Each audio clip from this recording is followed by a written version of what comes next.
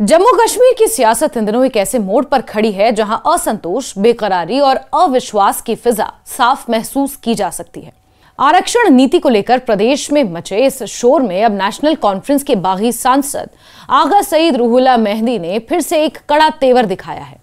उन्होंने सरकार पर इल्जाम लगाया है कि आरक्षण के मसले को लेकर उसकी बेरुखी और उदासीनता ने युवाओं में निराशा और मायूसी को गहरा कर दिया है। रूहुल्लाह ने यह भी ऐलान किया कि अगर 20 दिसंबर को संसद सत्र के समाप्त होने तक सरकार ने इस मसले को हल नहीं किया तो वो एक बार फिर मुख्यमंत्री उमर अब्दुल्ला के घर के बाहर विद्यार्थियों के साथ खड़े नजर आएंगे। बिल्कुल उसी अंदाज में जैसे पिछले साल दिसंबर में उन्होंने धरना दिया था, प्रदर्शन किया था। रूहुल्लाह की नाराजगी कोई नई बात नहीं है।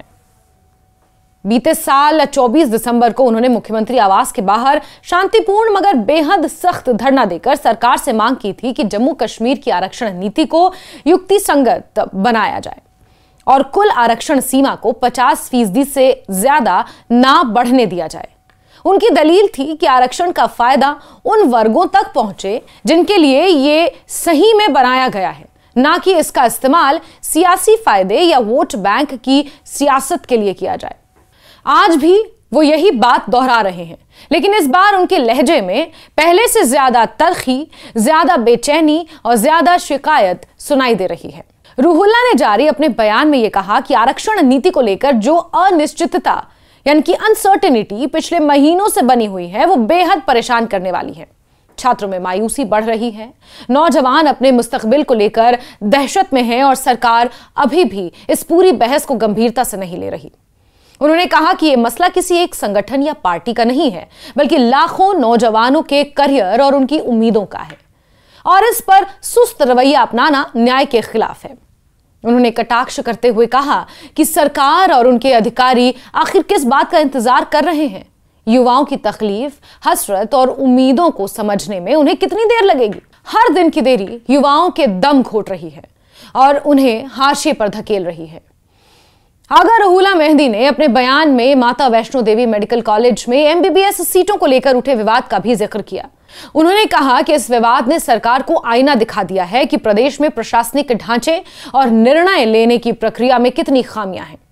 उनके मुताबिक यदि सरकार वक्त पर आरक्षण नीति और दाखिला प्रक्रियाओं को साफ कर देती तो आज ये तनाजा इतना बड़ा रूप नहीं लेता।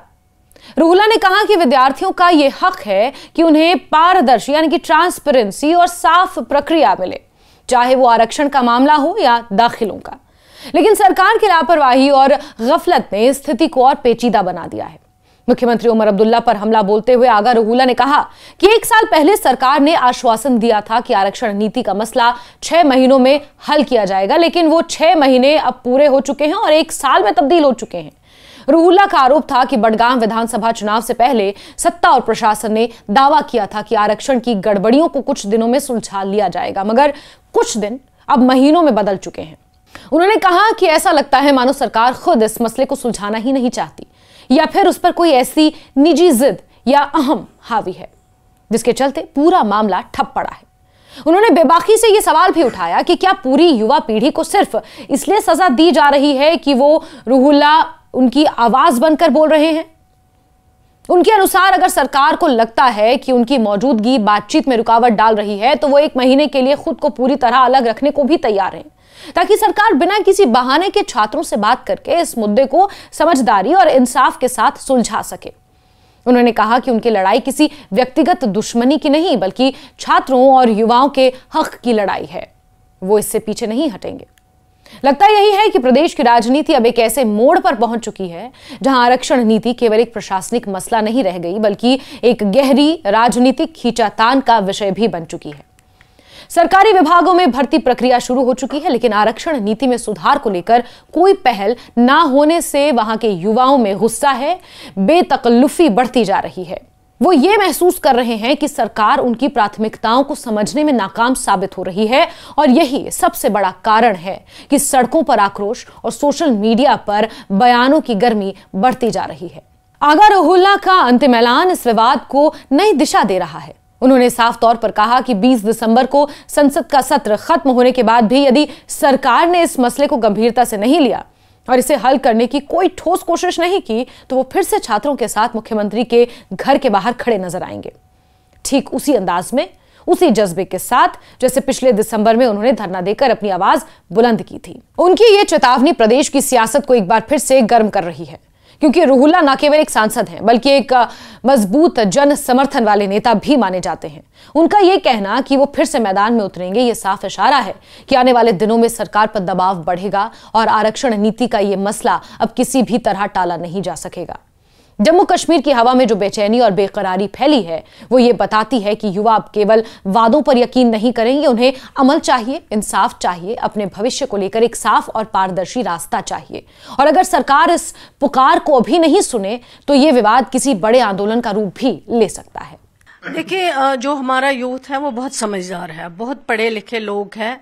अगर आप पीछे जो स्टेटमेंट है उन लोगों के जो आज बात कर रहे हैं इस इशू पे, जो सरकार को क्रिटिसिज्म कर रहे हैं, अगर आप पीछे उनके स्टेटमेंट्स, उनके बयानात, उनकी ट्वीट, उनके बाकी चीजें फेसबुक पे, उनको अगर 3 साल पहले आप देखेंगे उनका जवाब उसी में है। लेकिन जहां तक नौजवानों का ताल्लुक है, परेशान है, डिप्रेशन में है, आपके पास कोई वसाइल नहीं है, यहाँ पढ़े लिखे बेकार बैठे हैं, ड्रग एडिक्शन हो गया है जवानों में क्योंकि आपके पास रोजगार नहीं है, आपके पास प्राइवेट में कोई इस तरह की सुविधा नहीं है जहाँ कोई पढ़ाई करके फिर प्राइवेट सेक्टर में जा सके, वो आपके पास नहीं है।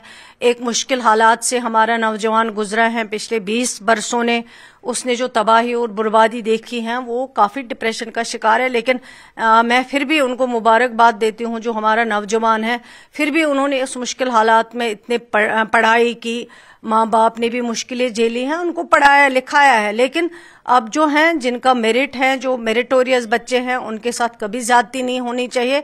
उसके लिए इंशाल्लाह हमारा ताउन, जो हमारा सपोर्ट जो है वो उनके साथ है। और जो ये इशू है रिजर्वेशन का, मैं नौजवानों को क्या नसीहत करूंगी, वो समझदार हैं, हर चीज को बखूबी समझते हैं, उनको कोई वर्गिला नहीं सकता है, उनको कोई यूज नहीं कर सकता है। वो कोशिशें तो बहुत पहले भी की गई थी जहां मुखालिफों ने कहा था कि हम आपके हमदर्द हैं, लेकिन उनको पता है कि उन मुखालिफों का क्या रोल रहा है। 2014 के बाद उन्होंने किस तरह तबाही और बर्बादी की है, लेकिन उन्होंने कभी रिजर्वेशन के इशू पे बात नहीं की, कभी ये इशू उठाया नहीं। आज अगर वो उठा रहे हैं, उनके पास हमदर्दी नहीं है, सिर्फ सरकार को क्रिटिसिज्म करने का मौका है। लेकिन मुझे यकीन है हमारे नौजवान भाई जो है वो हर चीज को बेहतर समझते हैं और वो इंशाल्लाह उनको भरोसा है कि जो सरकार ने सब कमेटी बनाई है रिजर्वेशन इशू को हैंडल करने के लिए, एग्जामिन करने के लिए, वो उसको बखूबी हैंडल किया है। और इंशाल्लाह बहुत जल्द जो है जब कैबिनेट में आएगा ये इशू तो उनको खुद उस टाइम जो है यकीन हो जाएगा।